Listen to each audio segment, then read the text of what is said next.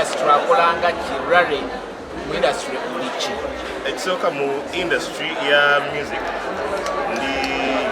nimbira mu biti bya mirundi ebiri. Ndi muyimbi by talent, and I've done for quite a number of legendary artists. Muliba Mariam Dagire, individually Blu3 n'abalala bangi, ziza ziyon bangi. Then but ever nkikolera mu background sitera nnyo kujja awo kinyumira nnyo nga ndi eyo. Yeah, so music industry then nyambaziza nnyo ba artist. Yes, being a fashion designer and stylist nyambaziza ba artist ndiko kumenya amanya nyinzo butabamalayo abamu ba yeah, naye nga kugenda eri omuntu eyantendeka Brenda na Nyonjo ate naye yansanga nnyimba nagamba omwana ono alina ekitone nansitula nandera nanjigiriza fashion nenga initially nali muki muyimbi bodda yo nolaba footage wa the next Uganda music icon wa Mariam Ndagire mu mwaka 2010 nali mu kuba wanguzi ba season yasooka. Yes, naliko ne rated Coca-Cola rated next. Yeah, season yasooka Daniel Kawesa je yawangula. Yes. Okay, fast forward. Okomeza oba Blu3 oba uniting otya oba jawa okulaba nti neyo mukola show eyo. Ekisooka sijja gamba nti mbakomezaawo.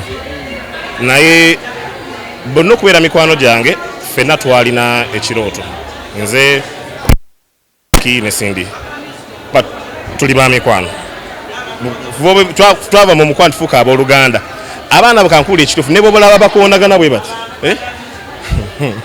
Bagamba abooluganda bita ebikoonagana. Kati bayinza okwekoona leero enkya n'osanga oli mu nnyumba ya munne nga banywa caayi. Gwe munnamawulire n'otabulwa. Yes.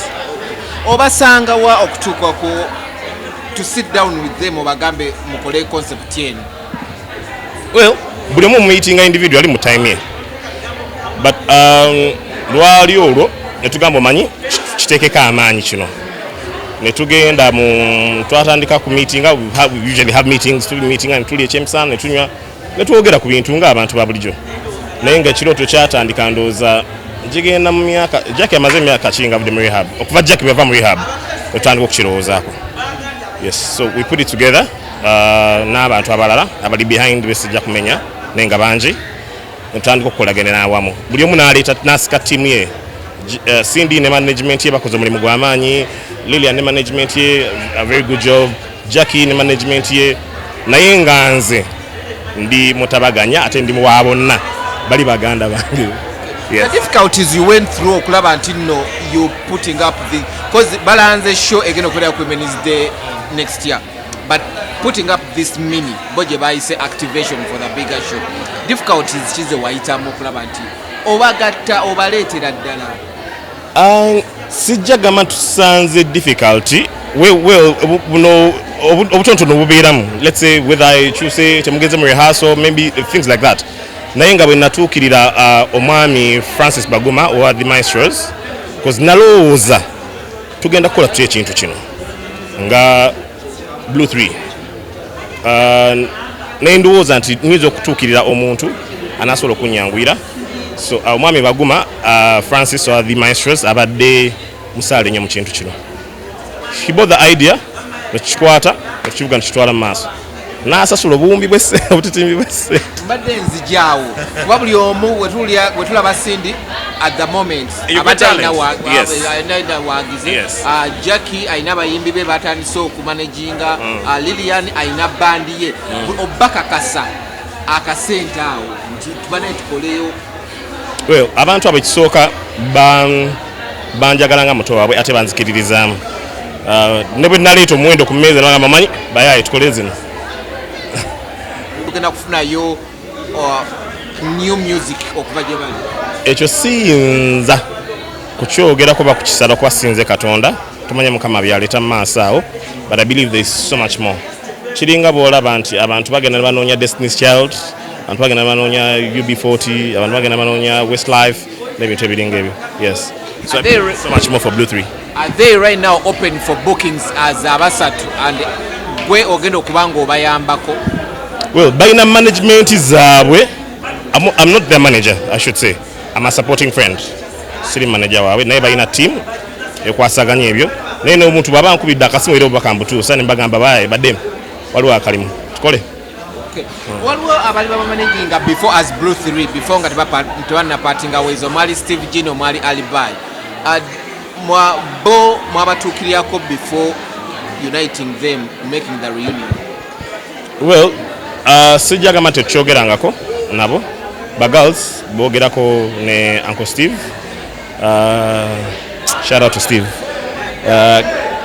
Bachyogerako ne wa Ali. At some point I was in a meeting with him twakyogerako naye emyaka mingi nnyo bajjukira Jackie yalina obuzibu obwo, she kept on relapsing nga muba mujjeyo leero n'abakuba ekigo n'addayo so nga kyatulema saye twebaza Mukama mulundi guno yanywera.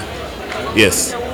Because the question has been one of them kubabiri ayinza okuvayo n'agamba is the reunion balikosiza erinnya ate nga already bali mu mikono gyaffe. Well, bali bataata balera bw'olaba omwana ng'agenda mu maaso suubira nti osobola okumuzibira ekkubo. Yes.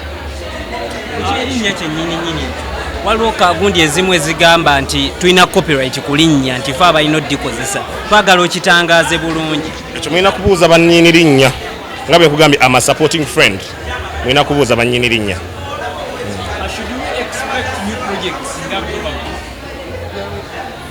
Biri gwange era bwengejja kise kisinga okuwe. Blu3, wali stylist waba Blu3 before they party? Yeah. Yes. Briefly, gwenga omuntu yabeerawo ko nabo nga obambaza oba okulaba nti bali bulungi bali okay. Biki ebyaliwo awo ebyabatuuka okubawo?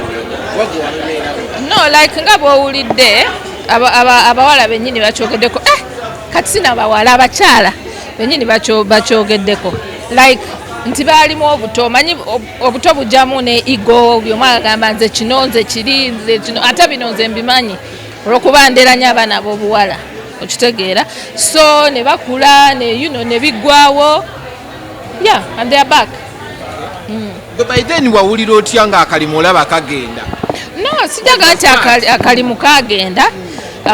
First of all, sinze nali stylist nze kawabeerangayo n'abalala naye lwakuba nabeeranga consistency nnyo relationship yange ne Steve G. So era bwe bayawukana the originals ne kuwegattako omuwala omulala Maya era nasigala nabo yeah for some time paka I think bwe bava tewa Steve oba ne baddako ewa Alibai sali involved yeah. Seeing them back on stage. Chimpesa nyulingi nnyo naye ate lwakuba like behind the scenes tubadde tukyogerako nga tukirowoozaako like ne Martin. I think we started talking about it awo mu biseera bya covid awo so nga tubeera tuwogerayogera biki and then one by one abawala ne bagenda nga bakomawo on board which was a very good thing. What was the need for them mwe gye mwalaba? No, for example, good music is good music. Mbulirayo band sina mu Uganda mukamu East Africa eringa Blu3 nga it's a girl group jimbulireyo tegera ne mu Africa wotunula teriyo girl group oba girl band eringa Blu3 kuba we babeererawo luli bawangulanga ebirabo ku continent eno era senga basigalanga luli ndozezo zi BET bebandi badde basooka noziwangula. No, but they are back.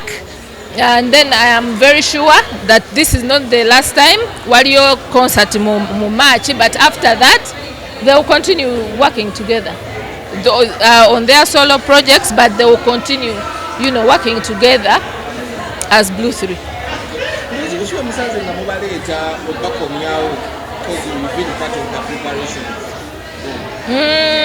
Engeri gyentambula ennyo nga nfulumamu nnyo oluusi mba nfuna bufunyi updates from mutabani wange Martin naye nga tewabaddeewo nnyo actually issues because before even Martin okutandika the talks the girls bali bo nga boogera nga boogera as sisters, as friends. I think that's why tekyalina kikalubu nnyo ogamba nti no banaye tukole kino ekintu. It was not that hard because balinga boogera nga beekeberako nga they chat once in a while. It might not be as often, yeah, but they were still sisters.